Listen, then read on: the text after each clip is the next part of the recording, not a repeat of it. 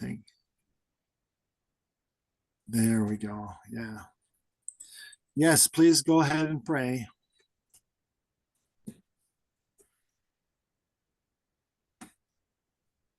Dear Heavenly Father, thank you for this day. We thank you. We can please open this meeting. We learn will stick with us. In the name of Yeshua Messiah. Amen. Yeah. Amen. Thank you very much. That reminds me, I should stick my phone- What's that? I ought to stick my phone on airplane mode Yeah. and sucking up the data. Yep. There we go. So this week I was talking with someone who was having some problems. He was upset at himself for responding poorly. He had a couple of altercations with like his neighbors, and he responded very poorly. And so he was, noticeably upset with himself, and he was um, worried about his relationship with God, and how when he wanted to respond well, but in the heat of the moment he got angry and responded not so well, and he was very concerned and worried about this, about his relationship with God, about his relationship with the neighbors, and how it would be difficult to mend that relationship with the neighbors. And he was, well, anyways, he was just quite upset with himself for responding so poorly. And interestingly enough, it's when we respond poorly, it really comes from within ourselves. I mean, if it wasn't really within us, it wouldn't come out of us. And it may only be inside ourselves when I think we dropped Kevin here. Here he comes again. It wouldn't really be come out of us if it wasn't somehow inside of us. Even when we get angry, it wouldn't. That's not really an excuse. It's kind of like the time when you get pressed. What do they say? When you squeeze an orange, you get out orange juice. You squeeze an apple, you get out apple juice.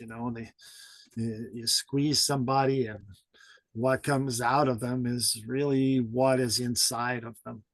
And so we have to cleanse ourselves on the inside.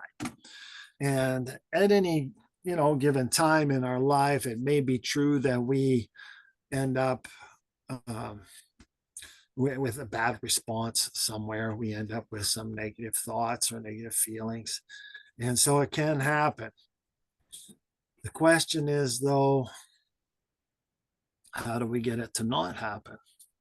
How do we overcome it, even in the heat of the moment when somebody is pushing us a little bit too hard for our normal response? We can all respond well when things aren't too difficult, but when they get a little more difficult, we have a more challenging time responding well.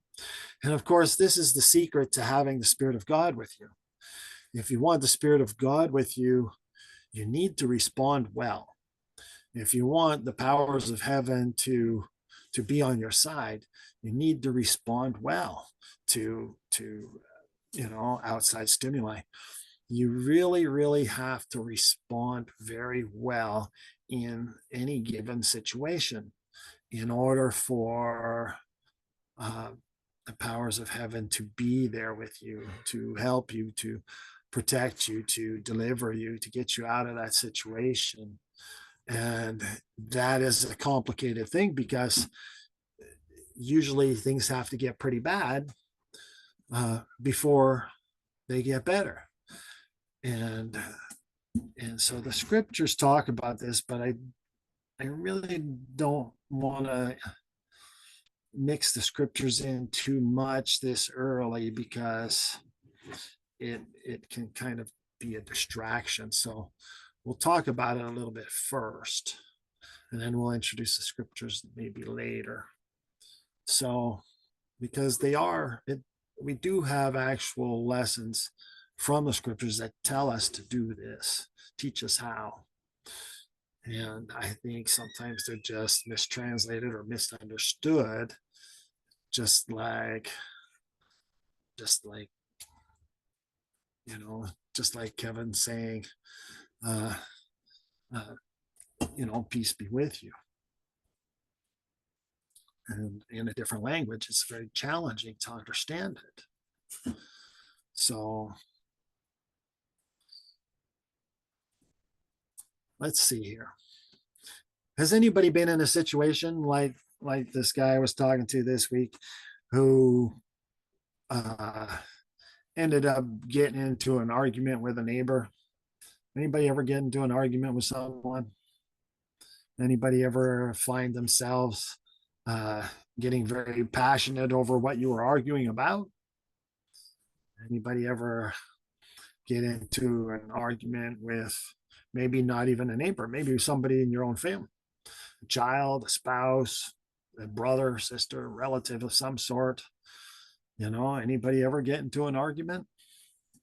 Sometimes it gets a little passionate, a little bit heated, a little bit excitable, and sometimes it even can,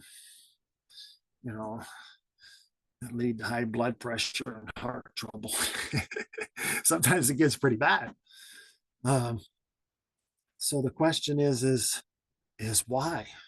Why do we respond so poorly when we get into those situations? What is it inside of us that triggers us to go on and say a bunch of mean things? Or worse, what if we do something mean? What is it within? A lot of us seem to be very passionate, and the more emotional we get, the more the argument escalates. And so there's a huge factor is being emotionally immature. Now we can't handle our emotions, and we become like a 2-year-old that isn't getting his way, and so we definitely have to work on that. Becoming that emotionally immature that our emotions guide or dictate our response is pretty silly when we are supposed to be adults. But yet it happens, and we revert back to being a challenging little boy, at 2 years old or something, not getting our way. And so that emotion starts to control us. But interestingly enough, we can actually do this at any given time. We can actually sit and think about an emotional experience where we got very angry, and we can think about that. And I don't want anybody to do it, but I mean, we can think about that a few times, maybe 10 times in a row, and start remembering it. And what happens? We keep thinking about it. That emotional content is connected with those types of responses. And when we have that lack of control over our own emotions, we end up having those negative responses again. And even something that happened 10 years ago. If I could provide an example, what I would say is your boss. If you have a boss that it's not someone who you can, he's already got some form of power over you, like he controls your paycheck, whatever. And so when he does something that you find super annoying or is just not very nice to you or something along those lines, and you can't really say anything because he controls your paycheck. And so you go back home or you're on your drive home, and the whole time you're thinking, oh, I should have said this. Oh, I should have said this. This would show him. Oh, I should have said this. And this would really get him angry and all these sort of things. And what that is, and you can dwell on this for days and for who knows how long. Anybody who's had an annoying boss probably knows what I'm talking about. But the fact, and you can, yeah. once you get it going, it doesn't seem to stop very easy. I mean, it can take you days before you finally get it out of your mind, before you stop going over it again and again. Yeah. And like you said, even, years down the road, you can think about that and you just start getting angry. Well, the problem is that when you do that, when you actually dwell on it and on your drive home, you're thinking of all those, eloquent words that you could have said back to your boss. The problem is you are actually doing a form of meditation. And therefore you are training yourself to respond that way. And you are connecting those responses to that type of emotion and that type of emotional content, so that when that type of emotion comes up again, what do you think is going to squeeze out of you? All those things that you trained yourself to say, to do, and everything else. And you are actually, fully responsible for your own emotional state. At any given time, it doesn't matter. You are completely responsible for your own emotional state. Nobody actually has power over you to control your emotions. Only you. And what was that example you said from Star Wars. They say it all the time, give into the dark side, dwell on your hate. And they do, and all the bad guys, they all say that. And what does Yoda tell them? Calm yourself, focus on yourself. When he when in Star Wars, when Yoda tells Luke or when Luke sees that cave, and Yoda tells him that he's not ready to go into the cave yet. And Luke wants to go in anyway, and he goes in and he takes his lightsabers. Yoda tells him he doesn't need the lightsabers. He brings it anyway. This is what you bring into the cave is the only thing that's going to be in there. Yeah, Luke asks, what's in the cave? And Yoda says, only what you bring with you. And he goes into the cave and he sees Darth Vader and he fights him, he kills him, and he finds out it was just himself. And Yoda tells him, you failed in the cave. You brought that anger and that hate and everything in with you. And, if you don't want, I don't think I can spoil the movie at this point, but, at the end, Luke has to turn off his lightsaber. He has to say, no, I'm not going to give in to hate in order to actually stop the Emperor. Yeah. It's a very interesting thing. And I also like Yoda's training method, which is to be so annoying and to make sure every time Luke starts getting annoyed, it's up, meditate and clear your mind, don't and be calm again. Every time Luke starts getting annoyed, he has to train him to calm for his emotions, train him to become for his natural response to stress and anger and negative influence is to automatically calm himself down and take a look and act how he wants to act. Certainly. And so we have, a lot of times when you do have something like an annoying boss, and the boss, does weird, goofy things. A very common response is we think, well, he's our boss, and so we just sort of accept him the way he is and don't get upset at him, because he controls the paycheck and you need your job and all that kind of stuff. And so we've proven to ourselves that we can do it. When you hold a newborn baby, and the newborn baby is crying and wiggling its hands bonk your nose or whatever. All you do is you're filled with love toward the baby. Oh, he's so cute. But you don't get angry. Yeah, if Who I can- went like this, Yeah, that's an then- annoyance. Yeah, then I'm looking for my lightsaber, right? But therein is the problem. See, therein is the problem.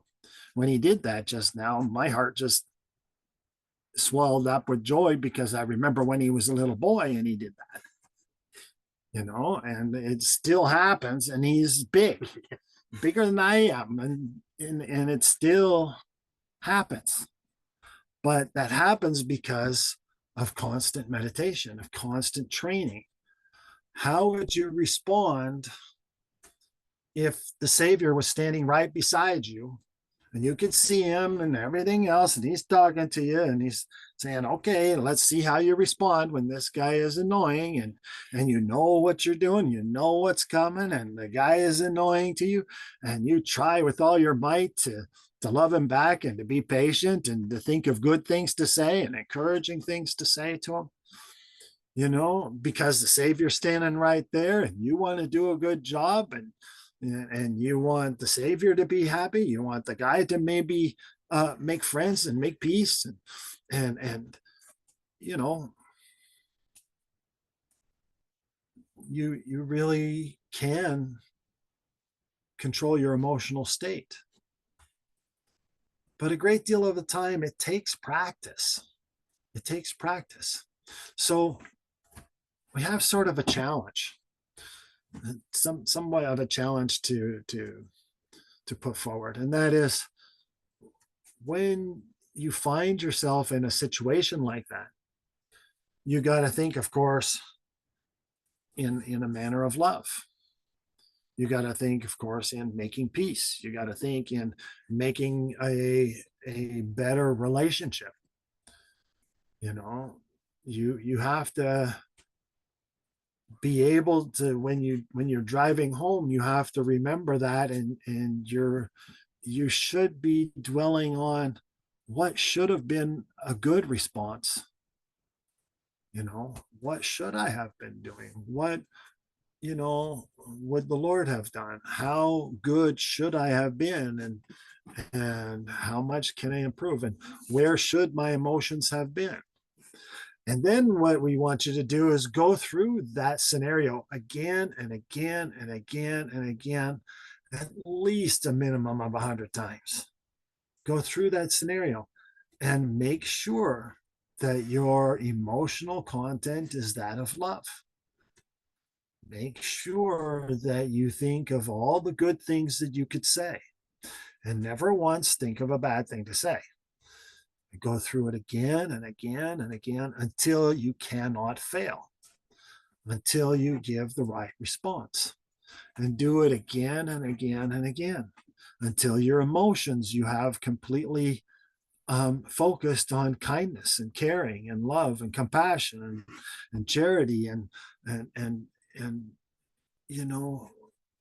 really, you have to actually practice. Since you meditate so much on how to do evil, and you prepare ahead of time so much on how to do evil, and when somebody pushes you, you get upset at yourself because you responded poorly.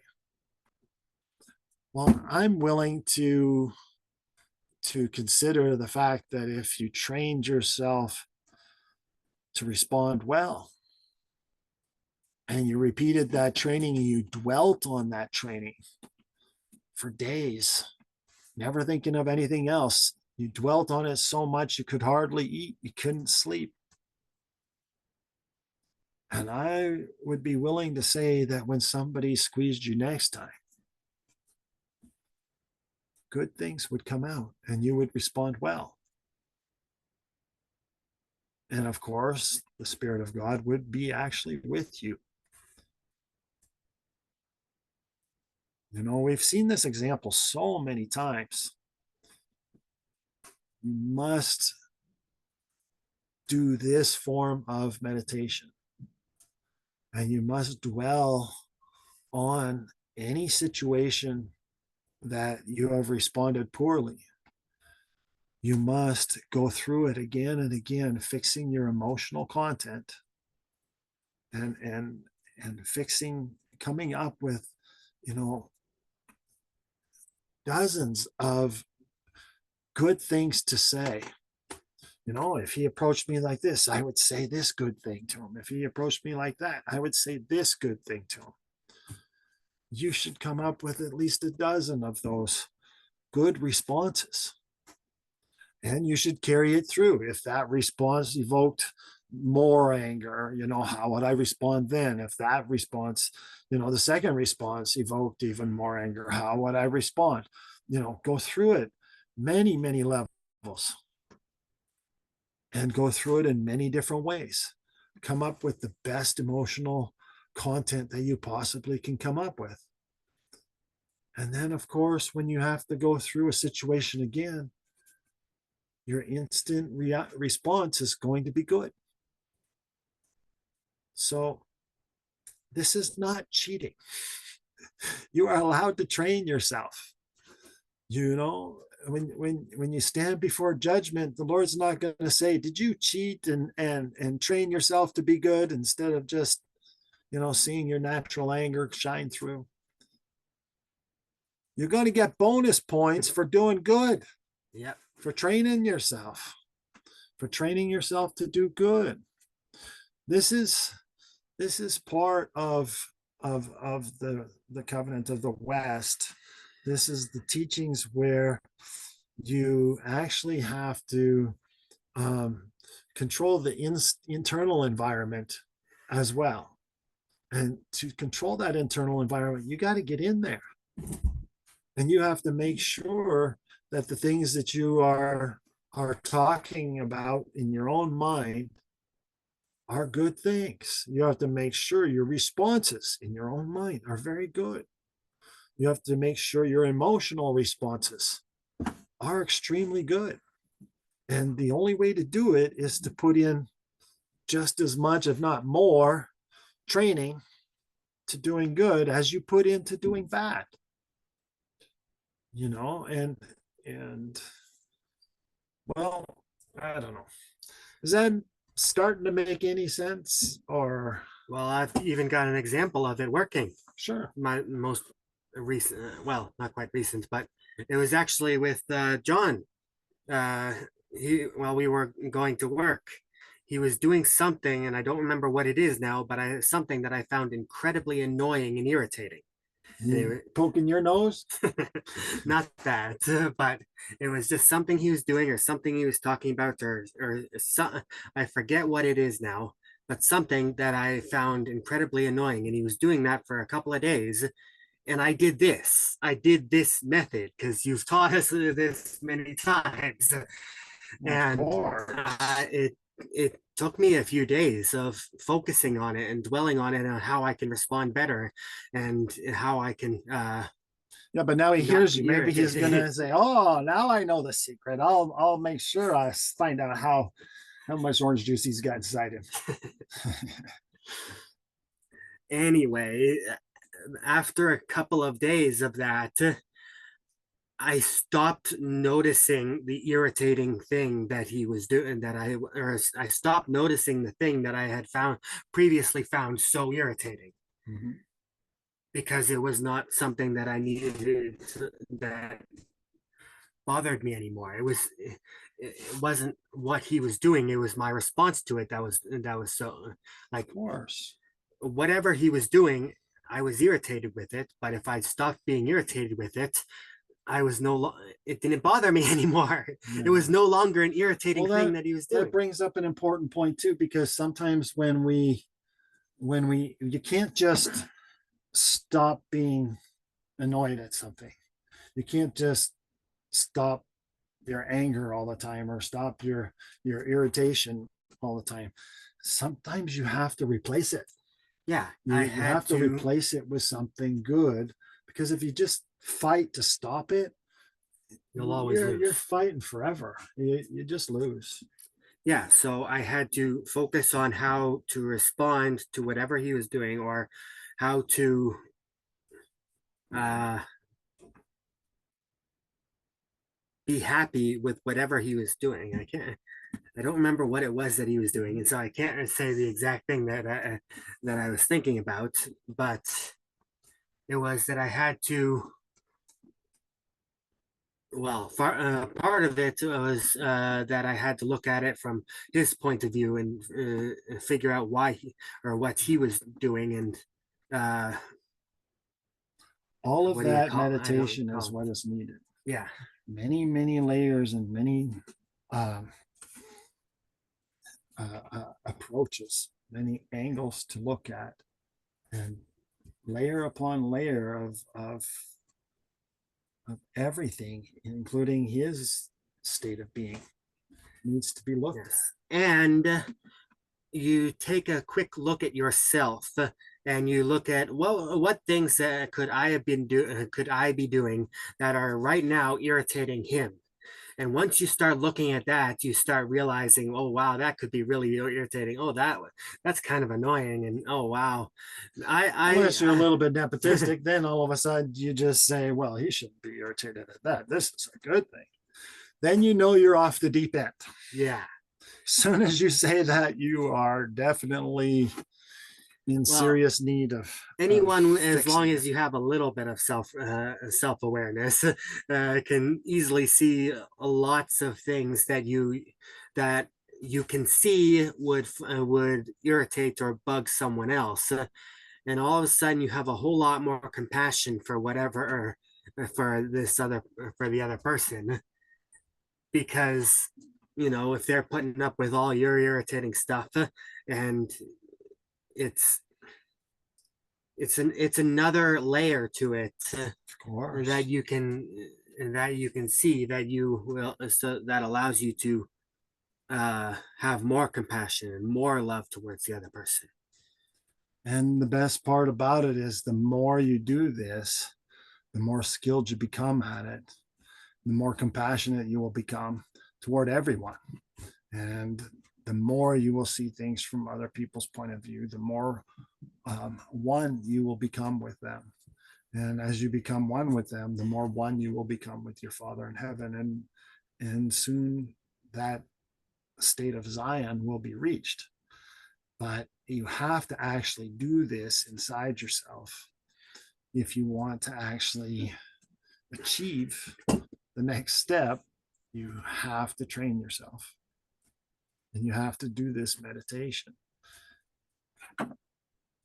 That's, if I can make a comment, that's such a great example, because after you evaluate it, the problem was never John. The problem was always right inside Will. And I know Yes, that's always the way it is. If somebody's really bugging you, it's an internal situation we have to address. Great example. yeah, yeah. I actually even have another example of, well, it wasn't something that even things that you think are entirely external are not. So there was, if anyone here has worked in customer service, they know that there are some customers that come in, they're ready for a fight. They're looking for a fight.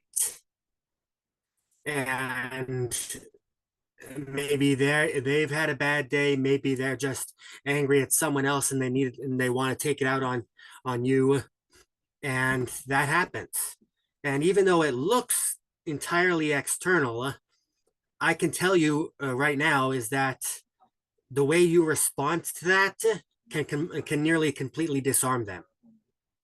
when they start with their angry thing, and you say, how can I help you, and you're smiling, and you're genuinely trying to help them, and trying to resolve the issue, and you do it happily and quickly. You don't you're not goofing around trying to oh, they're so angry they can wait.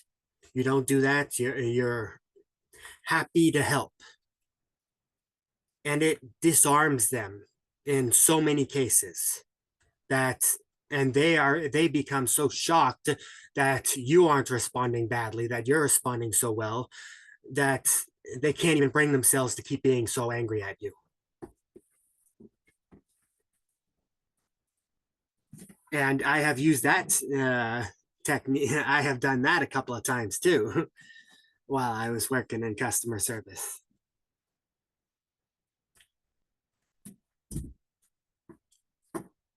Anyone have any other examples that they would like to share?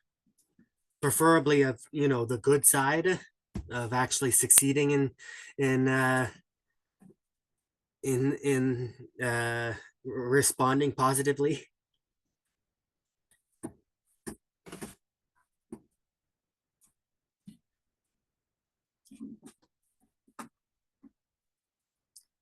My dad's got the hiccups, so he may not be able to talk anymore. So yeah, so anyone? Well, I, Go ahead, Bill. go ahead, Kevin. Customer service is a great example to bring up because I do that every day, talking with customers. And I had a couple that came in earlier today with an issue with a ring, and they acted like, well, she acted like she was bracing for a fight. And I said, well, here's the limitations of your product that you brought in. And I explained it to her, and I said, as I recall, you had gotten a call from us before we ever did this, explaining to you, what was going to happen, and you told us to go ahead and do it anyway. So we did it. And I said, but it's not your fault. It's not common knowledge, but this is our business.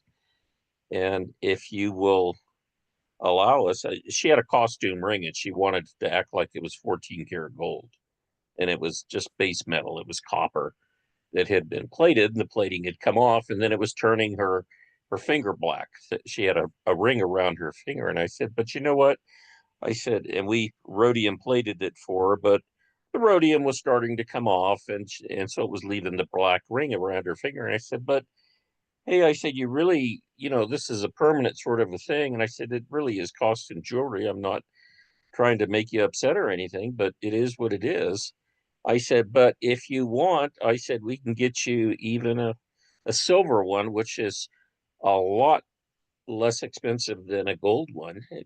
We can put cubic zirconia in it like you've got now, do something that you like, and I will give you a credit of what we had just charged you to do it. But I tried to reason with her, and it was just kind of a soft conversation. I said, it's not your fault that you don't know these things, but this is why I wanted to explain to you. So they walked out with a completely different attitude than what they had walked in with. And, I think probably 5 years ago, I would have gone head to head with them on this instead of trying to pacify her and to, Be a peacemaker. yeah, be exactly a peacemaker. And it works so much better when you show the customer that you are interested, and you do teach them a little bit, but you do it in such a way that you're not belittling them, and just try to be informative to them, and then make them an offer that they should be happy with. So they walked out happier. He knew Yeah. what he had bought her, though. It was a new ring, and it was a wedding ring, and I don't know where he got it, but it Yeah, was well, it wasn't the greatest ring that was going to last 50 years or 60 years through a marriage. It came out of a Cracker Jack box, I suppose. Yeah, I kind of similar to that. Yeah. Yeah, well, it's always good to practice that. Well,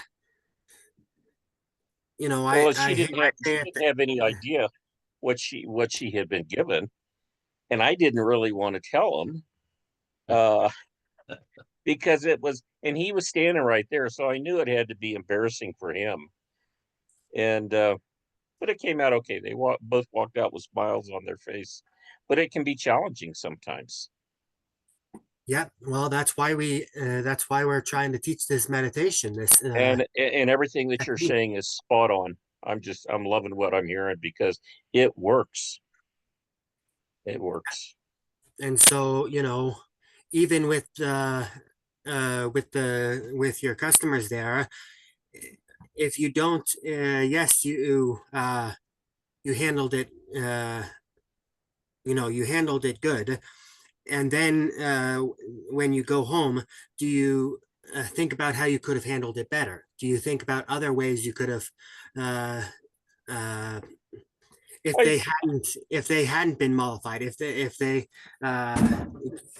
if they were still angry? Did you have you thought about think well, about I've that? definitely had customers that have come in and it doesn't matter what you say, they are going to be unhappy and they're going to walk out with a sour attitude towards the whole thing, even if you're trying to be reasonable and trying to work with them, what have you.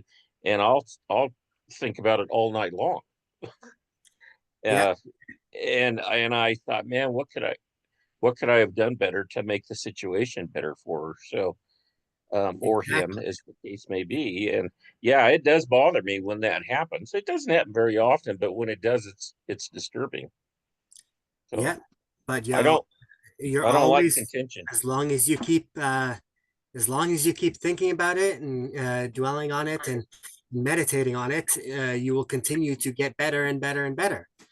Because I mean, remember, even the Lord had people who didn't want to make peace, but that didn't change what his response was. Well, and Peter was still whacking people's ears off, up to the end. So Yeah, well, he did eventually learn. He's still he did. learning. Yeah. Yeah. Bill, did you have something as well? Well, I was thinking what I had witnessed the other day was a negative. And I was in Costco, and as you check out at Costco, you show your receipt, and there's two lines, one on the right, one on the left. And there's a big line. It was very crowded Costco and lots of unhappy people crowding each other. And I'm always in a good mood there, and I'm the smiley guy who just having a little peace and entertainment. But as we were going out up ahead of me on the left, there was quite a commotion, and there were some unhappy campers up there checking out, because they always look to make sure you've got a receipt for everything that's there. And I don't know what had happened, but I did see the Costco employee finally just grab this receipt, kind of wad it up, and this guy kind of goes rushing out. And about that time, I was with the little employee on the right, and I kind of smiled at her and I says, lots of energy in this place today. And she smiled and she says, yeah, there's a lot of unhappy customers for some reason today. And I think sometimes a smile resolves a lot of issues if it's genuine. You don't want to smirk or make fun, but there was a genuine disagreement going on with a few people there, and it just magnifies, and it's contagious because the others coming up, they see that and they want to be the next one to have an attitude. So I think we have to kind of role play what's our approach when we come across stuff like that, because we're either going to throw some gasoline on that fire, or we're going to try and put it out if we can. Yep, and that's another thing. When you're going through customer service, can you imagine how often just being nice and polite to to whoever is, to the cashier or whoever, do you have any idea how much that makes their day? And how much it makes it so much easier for them to have a better attitude to other customers as well. Yeah. And you know, it's it it really can make a huge difference in someone's day when they're stressed and they've been dealing with difficult people all day, and you come up and you're calm and you're happy and you smile and you it just gives them that little bit of a break in their day, and allows them to well to think their own and to think better thoughts of their own. And so yes, I mean, like Bill said, the anger and the stress and everything can be like a fire, and people keep and it spreads to other people, even if the other people weren't stressed initially, they start getting stressed and angry. But the same thing can happen with positive responses, where you respond positively and the cashier responds positively.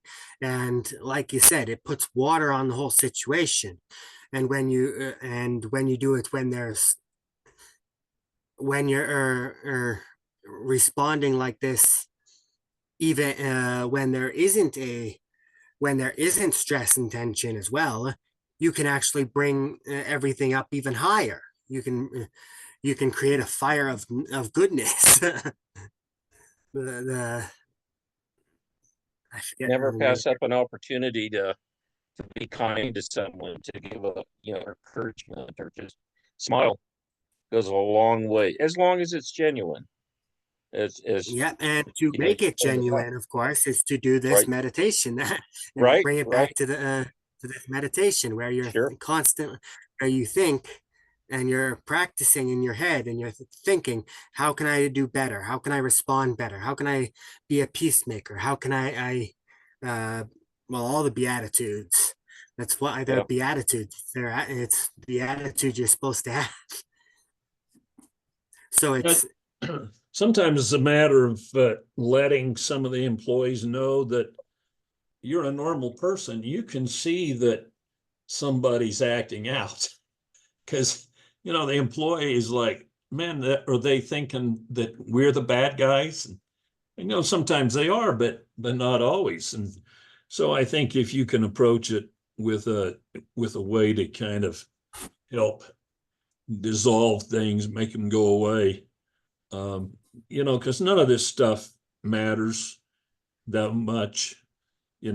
Most of the time it's just if we can have a little peace and love and joy and spread it wherever we go, that's great.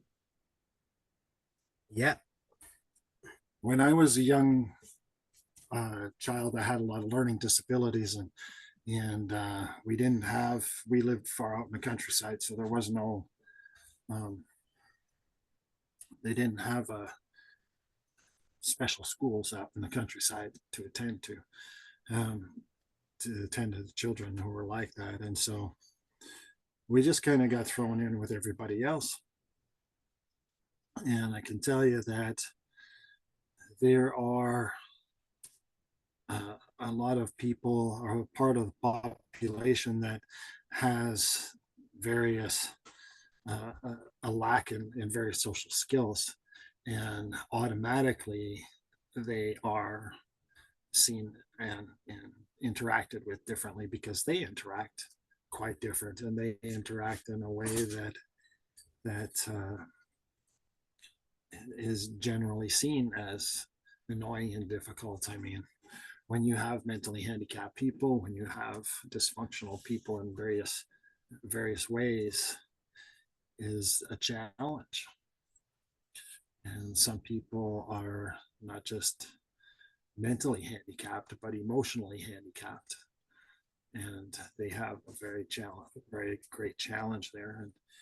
And but we still have to interact with these people. We still have to accept them the way they are. And if we have a problem there, like what was mentioned earlier, it is really our problem, and not theirs. Their problem is whatever they need to deal with, of course, but we have to deal when interact with them, and it becomes our problem.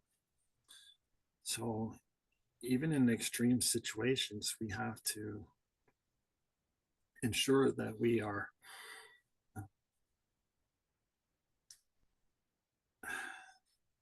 can't think of the word. We have to ensure that we are actually focusing where we should be focusing and being good. There's never comes a time when it's too extreme. And we can't think that way either, where something gets so extreme that we actually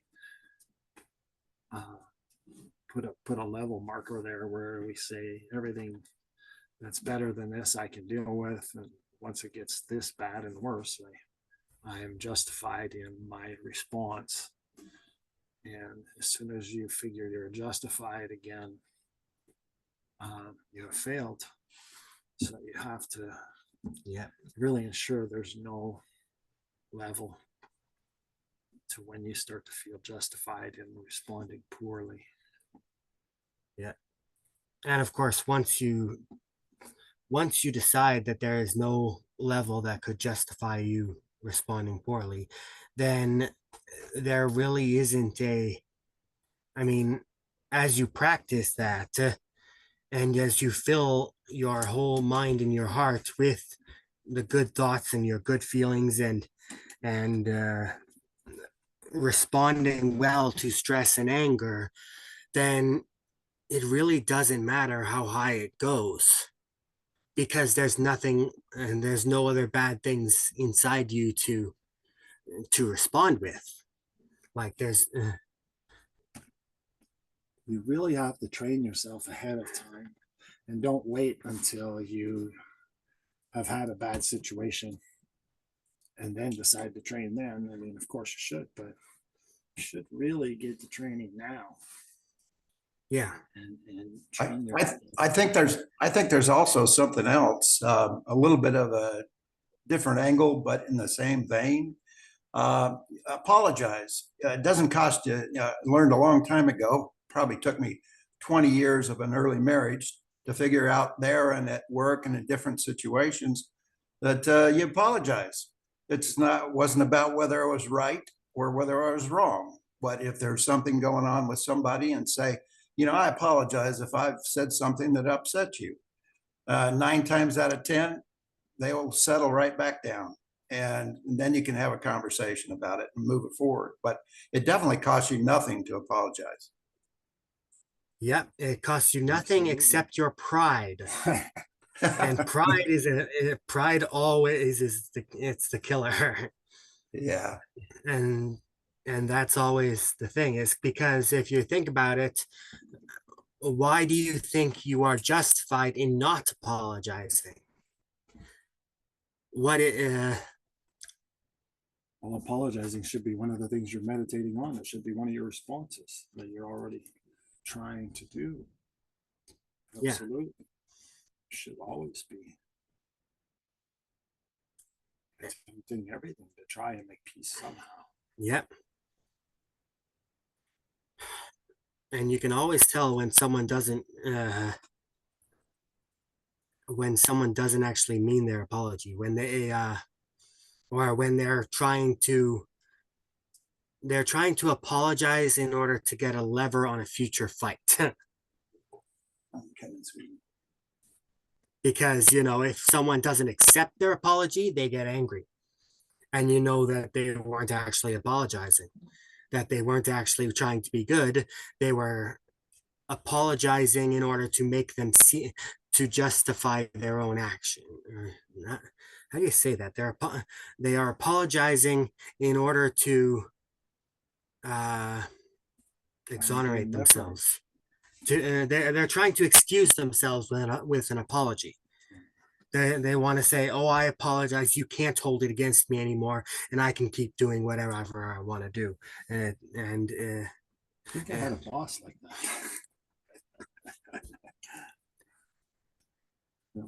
But That's funny. yeah, so it's part of the apology is that, or part of this meditating on being good is, you dwell on how you can apologize, how you can uh how someone could have taken offense to you that you need to apologize for, or that you can apologize for, and how you can straighten things out and be better. Even if they don't accept your apology, if you have changed how you're thinking and how you're acting and how you're doing things, then they'll know that you're actually apologizing. That's a good point. Thank you, Rick, for bringing it up. I grew up old style Canadian, we apologize for everything all the time. Yes. That's the funniest part. Yeah. Somebody could bump into you and you apologize to them. Always, Yep. it's the first thing out of your mouth. Oh, sorry about that. Sorry that you ran into me. Yeah. Well, Canadians are notoriously polite. Everybody thinks you're polite. Not just here in America, we think of Canadians being very polite people. You have a reputation. Believe me, it's only on the outside. Yes. Yeah, we've seen some hockey matches. Yeah. They'll apologize. Canadians will apologize for absolutely everything except for hockey. Except for yeah. Once you're on the ice, it's no, and there's no apology. there's no mercy on the ice. Well, it's good. It's good practice. My wife just asked me if there's anything I would like to apologize to her about. And I said, yes, of course. And she says, what? And I said, well, everything. And it seemed to work okay. But sometimes I think she probably will evaluate how sincere my apology is. So, but a well-placed apology is very meaningful. Yeah, well, apology with changed behavior works amazing. Yeah. Yeah. A blanket apology is less amazing because I'm sorry for everything that I have done, am still doing, and possibly will do in the future. Yeah. It's called the SEER apology, past, present, and future. There you go. It's fine.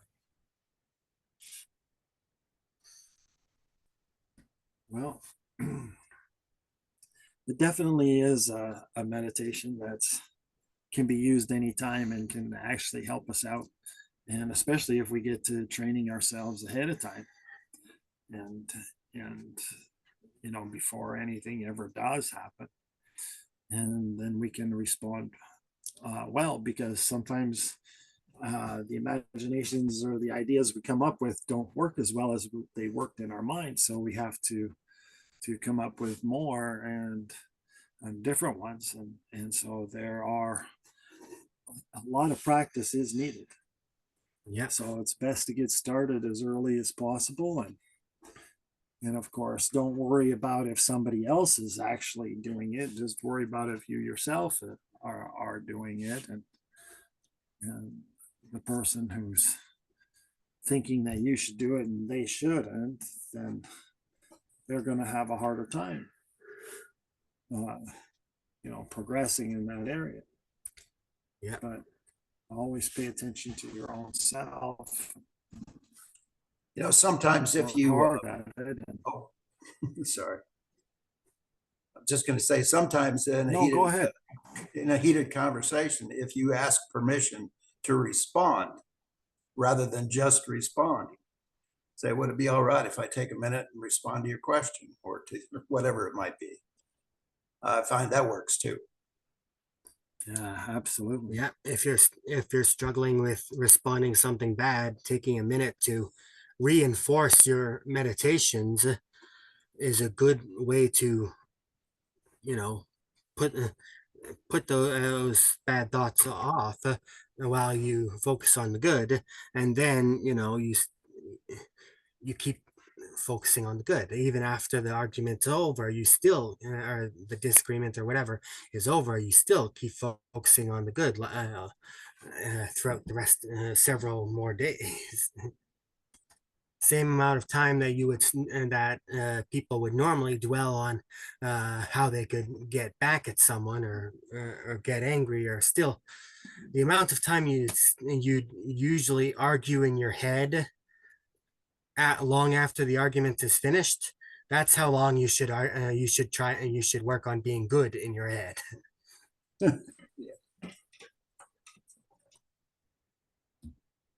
Yeah, all of these things that we're coming up with, that, you know, the all of these ideas of how to apologize, and to how to ask for permission to speak and answer the question, all of these things, and there's so many more. I mean, when you go to conflict resolution classes and intervention classes and things like that, they teach a lot of these different techniques, and it really is good to learn as many of them as you can, have as many tools at your disposal as you possibly can. Yeah. Oh, can I cross back into breathing meditation? Because everybody knows, you know, when the other kind of meditation where you focus on your breath and you focus on your breathing, and basically what I found is that the human brain can focus on about two things at once. One of those things is usually daydreaming. And so they say you can only do one thing at a time. But if you're focusing on two things at once, one, if you start focusing on your breathing, and as you're breathing, then you start focusing on how can I do it better, and the meditation of looking on how you can do better and how you can respond better, and filling your mind and heart with good, and with those good responses, that helps you. It helps you from being distracted, because honestly, breathing, you focus on your breathing to start with, and then you're working on the conflict resolution and all the good things. And as you get further and farther into meditating on what you can be doing on the good things, we need a word for that.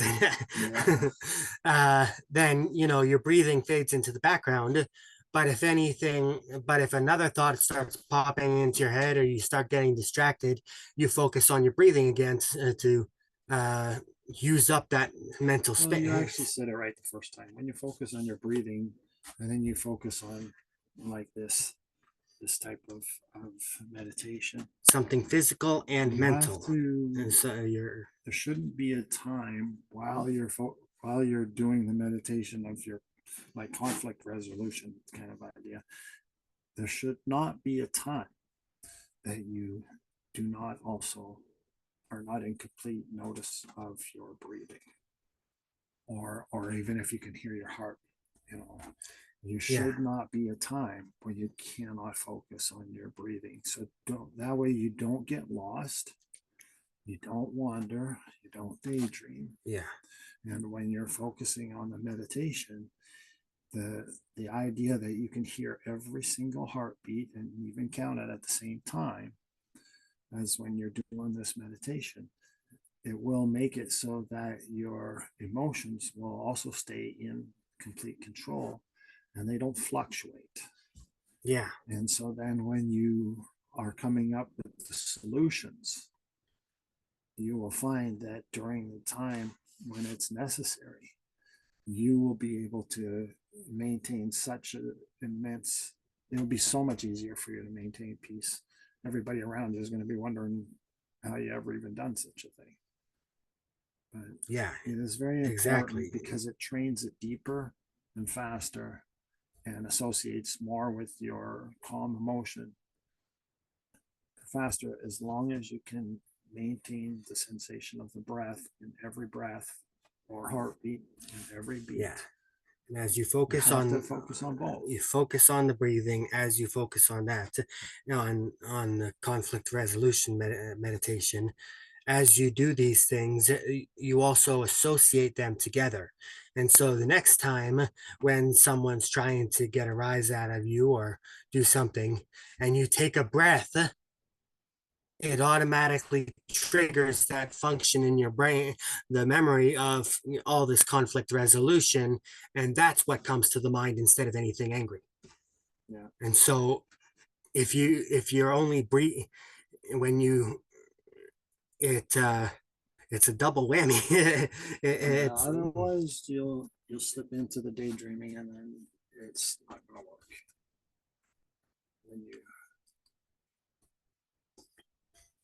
that one will actually cause it to be worse, not better.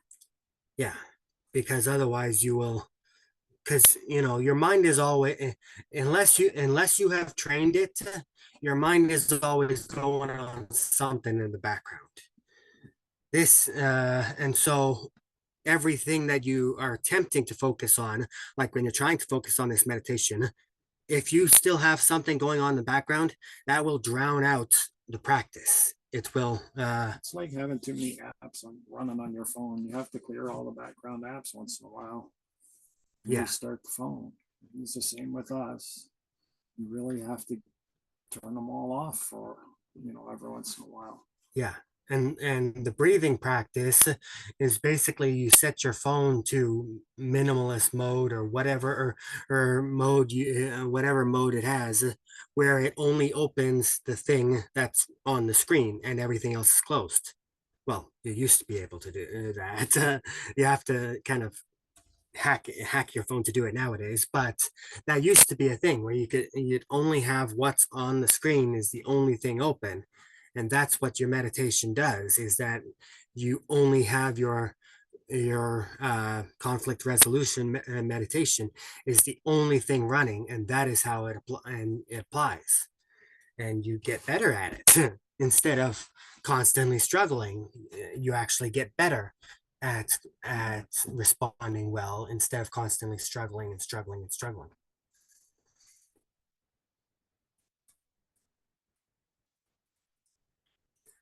Well, I hope we've given everyone a few ideas and a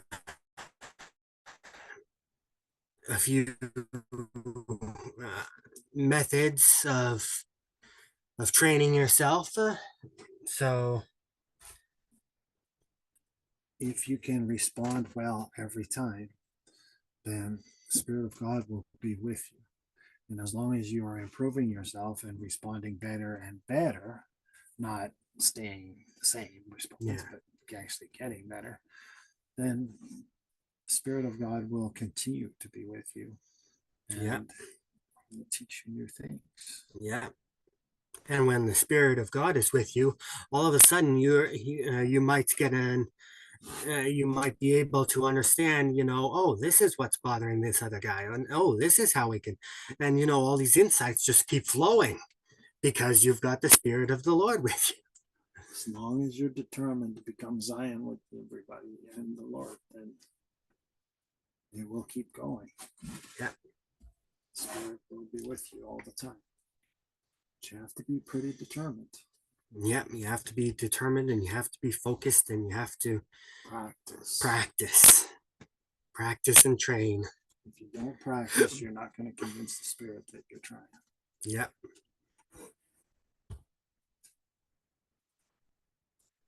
Well, it's about 8 o'clock. Does anyone have anything that they would like to say before we close up?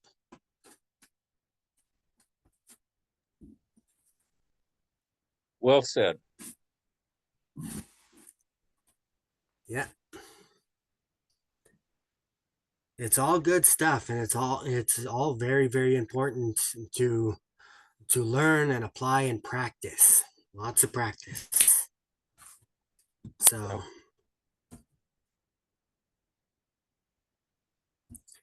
well, would anyone like to volunteer for a closing prayer then?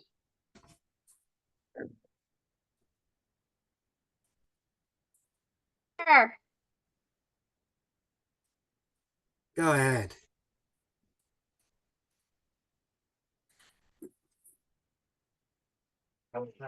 Dear Heavenly Father, thank you that we can have this meeting, and thank you that we were able to share the gospel with our friends and family around the world. Please bless that what we learned tonight will stick with us, and that we will remember it when the time comes right, and that we can apply it to our lives. Please bless that everything will go according to thy will. In the name of Yeshua Messiah, amen. Yeah. Amen. Well, thank you everyone for joining us today.